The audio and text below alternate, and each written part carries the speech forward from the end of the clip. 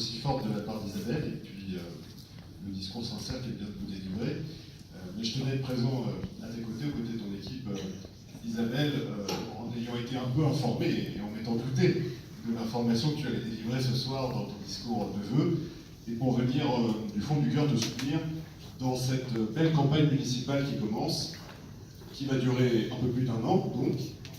Tu as fait le choix d'une longue campagne et tu as fait le bon choix parce que c'est ce qui va te permettre d'aller avec ton équipe à la rencontre de chacune et chacun des Arpajonais,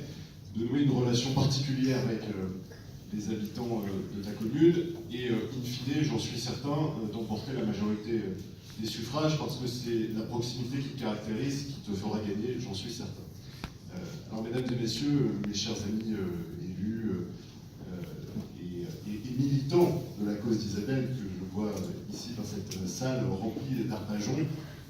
je veux vous dire que le combat qui commence, il va être avant tout collectif autour d'Isabelle. Parce qu'avant d'élire un maire, une maire en l'occurrence, ça nous fera du bien d'avoir une femme de plus maire dans l'Essonne, parce qu'on ne peut pas dire que la parité des maires, bon, je vais me placer pour dire ça en ayant été un, mais on ne peut pas dire que ce soit totalement représentatif de la population essonnienne, mesdames les maires. Et donc, c'est une entreprise collective que vous entreprenez autour d'Isabelle. Le collectif, ça veut dire évidemment bâtir une liste, et Isabelle a salué aussi les élus d'opposition qui ont commencé à faire le travail, parce que derrière une liste, il y a évidemment des femmes et des hommes, il y a aussi un travail de fond pour repérer et travailler le fond des dossiers, et je sais que Sandrine, Frédéric ou Arnaud ont commencé ce travail de fond. Il y a aussi un collectif qui doit se déployer sur le terrain. Et s'il y a deux caractéristiques d'une campagne réussie et d'une campagne qui vous fera gagner, c'est l'envie et c'est le travail. L'envie parce que, in fine, les électeurs savent très bien définir et déterminer celui ou celle qui a le plus envie de diriger la ville et de rester présent pendant 6 ans. Parce que 6 ans, c'est un mandat très très long. Alors, en ce moment, c'est la mode des collectifs citoyens qui pullulent partout et des gens qui viennent nous expliquer qu'ils feraient mieux que les élus de la République. Alors, il y a sans doute beaucoup de raisons de penser qu'on ferait mieux, en particulier lorsque l'on parle de l'échelle nationale.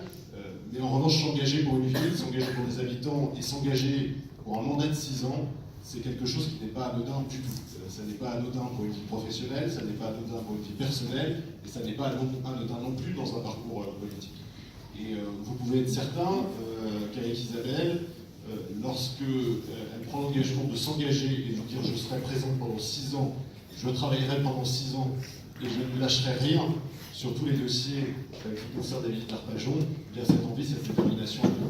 Le deuxième critère, c'est le travail. Parce que là aussi, les électeurs ne sont pas dupes et savent très bien déterminer ceux qui veulent simplement occuper des postes et obtenir des cartes de visite, et celles et ceux qui ont une vision, un projet, et qui ont des alternatives aux dossiers sur lesquels ils s'opposent, sur lesquels ils posent des questions, et sur lesquels ils ne sont pas d'accord. Parce qu'il ne suffit pas d'être opposant pour être opposant. Et généralement, ceux qui sont juste des opposants systématiques à une politique qui est menée, que ce soit à l'échelle locale ou à l'échelle nationale, eh bien, en général, ces gens-là ne réussissent pas à accéder aux responsabilités. Et Isabelle, comme son équipe, ils ont l'intelligence, certes, de s'opposer à certains dossiers ou de les critiquer, mais aussi de proposer des alternatives et de réfléchir avec vous à la manière dont ils pourraient demain répondre à des enjeux qui sont des enjeux qui de toute manière se poseront à une ville comme Arpajon, comme à toutes les autres communes de l'Essonne, que ce soit en matière de logement, de transport, de politique scolaire, tous ces sujets-là qui sont certes du ressort du maire, mais pas que, qui demandent parfois de discuter avec de nombreux acteurs, et le paysage se complexifie autour des communes, les intercommunalités se rajoutent, il faut parler avec le département, la région, alors même si Isabelle évidemment a un pied bien ancré dans la région, et tout cela, ça nécessite du temps, ça nécessite du travail et de la détermination. Et la détermination, Isabelle n'en manque pas, mais je lui vois surtout une qualité qui sera déterminante, c'est celle du courage.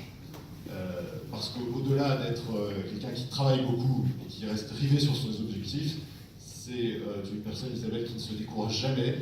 qui a beaucoup d'abnégation, qui est téméraire, et donc vous pouvez pour toutes ces raisons compter sur elle. Donc je vous souhaite simplement maintenant de vous mettre au travail collectivement dès maintenant,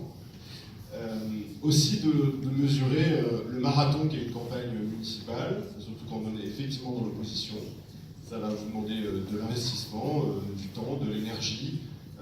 Ça va demander aussi une relation très directe aux habitants, d'aller frapper aux portes, d'aller sur le marché d'Arpajon et d'être présent auprès de l'ensemble de la population. Donc garder aussi de l'énergie pour la dernière ligne droite et commencer dès maintenant à aider Isabelle. En tout cas, comme vous l'aurez compris, nous sommes un certain nombre dans les zones, élus ou pas élus, à être déjà persuadés qu'Isabelle sera la meilleure candidate pour être la meilleure maire d'Arpajon en 2020. En tout cas, c'est ce que je te souhaite, c'est ce que je vous souhaite pour cette année 2019 et pour la suivante, et de manière plus personnelle à chacune et chacun d'entre vous. Permettez-moi de vous adresser aussi les meilleurs vœux de bonheur. Merci à vous.